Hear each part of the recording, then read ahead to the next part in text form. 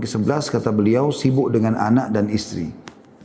Dan teman-teman sekalian, sibuk dengan mereka adalah hal yang baik, boleh saja. Kita sibuk penuhi kebutuhan mereka, iya. Tetapi jangan sampai sibuk dengan mereka ini membuat kita lalai dari ibadah kepada Allah Subhanahu wa taala. Dan itu yang banyak terjadi. Itu banyak sekali terjadi. Jadi karena hanya untuk mengikuti keinginan anak misalnya, maka terpaksa si orang tua melanggar hukum Allah SWT. Seperti misalnya di musim liburan, minta berenang. Pergilah ke kolam renang yang terbuka aurat-aurat di sana sini. Anak-anak tidak mengerti. Tapi karena dia menunjukkan cintanya pada anaknya dengan cara memenuhi keinginannya, maka kita tidak asing melihat ada ibu pakai jilbab besar di kolam renang, ya, ada seorang ayah berjenggot, ya, ahli ibadah, ya, kemudian ada di kolam renang hanya dengan alasan liburan anak-anak. Pada situ ada kemaksiatan. Nah, ini yang dimaksud di sini. Atau misalnya karena istrinya minta dia, ya, supaya melakukan satu perbuatan misalnya, walaupun perbuatan itu dia tahu tidak boleh dalam agama, seperti misalnya mengambil hasil haram dari kantor. Tapi karena istri bilang, sudahlah, kan kebutuhan saya mau beli emas, mau gini, kita bisa pakai ke luar negeri, apalah segala macam, sehingga dia lakukan pelanggaran tersebut. Nah, ini yang dimaksud. Tapi tidak masuk di sini kalau seandainya ada orang meluangkan waktu buat istri, memberikan hak mereka, meluangkan waktu buat anak, bertemu dengan mereka, ngobrol, penuhi kebutuhannya, itu masuk dalam hal yang positif, ya. Jadi di sini dimaksud adalah sibuk dengan hal-hal yang bisa menjuruskan pada kemaksiatan. Makanya saya lanjutkan bahasanya karena ini sangat berhubungan sebenarnya dengan masalah introspeksi diri tadi. Penulis mengangkat ayat Al-Quran dalam surat Taghabun ayat 14 yang berbunyi, A'udzu billahi minasyaitonir rajim, ya ayyuhalladzina amanu inna min azwajikum wa auladikum aduwwan lakum fahdharuhum. Hai orang beriman, sungguhnya di antara istri-istrimu dan anak-anakmu ada yang menjadi musuh bagimu, maka berhati-hatilah kamu terhadap mereka. Ibnu Abbas berkata, radhiyallahu anhu, ayat ini diturunkan di kota Madinah berkenaan dengan kejadian dialami oleh Auf ibn Malik al-Ashja'i. Disebutkan oleh At-Tabari dalam atau dari Atha bin Yasar, ia berkata bahwa surat Taghabun secara keseluruhan diturunkan di kota Mekah kecuali ayat, hai orang beriman, sesungguhnya di antara istri-istrimu, dan seterusnya. Karena ayat ini diturunkan berkenaan dengan Auf bin Malik al-Ashja'i, yaitu seorang pria yang memiliki istri dan seorang anak. Jika Auf hendak pergi berperang, maka keluarganya menangis sambil berkata kepadanya, kepada siapa engkau akan titipkan kami? Maka hati Auf menjadi ibah, lalu ia tidak pergi berperang. Maka Allah Subhanahu wa taala berfirman dalam surah Al-Anfal ayat 28, A'udzu billahi minasyaitonir rajim, wa'lamu annama amwalukum wa auladukum fitnah. Dan ketahuilah bahwasanya hartamu dan anak-anakmu itu hanyalah sebagai cobaan saja. Ya, ini diambil dari tafsir Jami' di Ahkamul Quran, tafsir Qurtubi jilid 18. Jadi teman-teman, ada sebagian salafus saleh itu, dia panggil istrinya untuk sholat.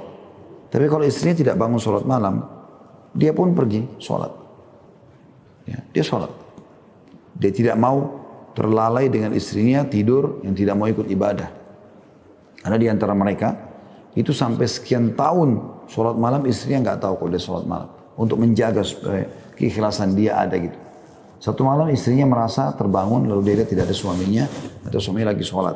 Dia penasaran mau tahu apakah suaminya kerjakan tiap malam atau tidak.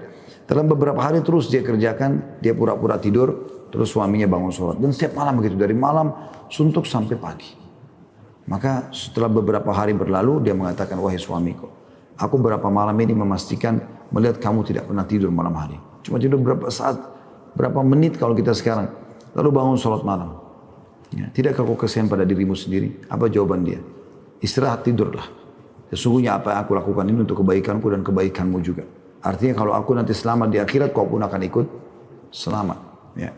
Jadi mereka bukan malah terpengaruh dengan pasangannya yang membuat dia lemah dalam beribadah. Ibnu Katsir berkata tentang Al-Anfal ayat 28 tadi, dan ketahuilah bahwasanya hartamu dan anak-anakmu itu hanyalah sebagai cobaan. Maksudnya adalah sebagai ujian dan cobaan dari Allah SWT kepadamu. Maka jika Allah memberikan semua itu kepadamu adalah agar Allah mengetahui apakah kamu bersyukur kepada Allah ataukah kamu sibuk dengan mereka dan rela dengan tawaran mereka daripada perintah Allah. Tafsir Ibnu Katsir jadi dua tentunya. Ini sebagaimana saya bilang tadi contoh-contohnya, karena banyak laki-laki korupsi, ya, mencuri, menipu, melakukan perbuatan-perbuatan haram justru karena tekanan istrinya, justru karena desakan anaknya, itu kan kebutuhan mereka. Istri dan anak merupakan cobaan bagi suami. Terkadang seorang suami sibuk mengurus semua hal itu dengan melalaikan ketaatan kepada Allah Ta'ala, khususnya jika istri bukan wanita salihah, hingga istri menyibukkan dirinya dan suaminya kepada kebatilan. Sibuk pergi ke bioskop, sibuk pergi ke karaoke keluarga, sibuk pergi dan itu. Berapa banyak kaum pria yang berpaling dari ketaatan terhadap Tuhannya hanya karena istri dan anaknya. Oleh karena itu, seorang pria hendaklah berusaha mendapatkan istri yang salehah yang dapat membantunya dalam urusan dunia dan agamanya. Sesungguhnya dunia adalah kenikmatan sementara dan sebaik-baik kenikmatan dunia adalah wanita yang salehah. Sebagaimana Nabi SAW sabdakan dalam hadis sahih. Dunia ini semua perhiasan, tapi ketahuilah sebaik-baik perhiasan adalah wanita salehah. Bagaimana Talha bin Ubaidillah radhiyallahu anhuma pernah menemukan keuntungan dagangannya sangat melimpah. Maka dia tidak bisa tidur gelisah. Istrinya pun lalu lihat, kenapa? Ada apa Talha? Kenapa kau tinggi ini? Kenapa sampai seperti ini? Belum pernah saya lihat seperti ini keadaan. Maka dia mengatakan, hartaku telah melimpah. Tadi dia tidak mau bilang, dia mengatakan, wahai istriku, kau sebaik-baik istri seorang muslim. Artinya, enggak masalah, jangan jadi beban pikiranmu. Kata istrinya, enggak, kalau gitu coba ceritakan pada saya. Mungkin saya bisa bantu. Kata dia, harta sudah makin banyak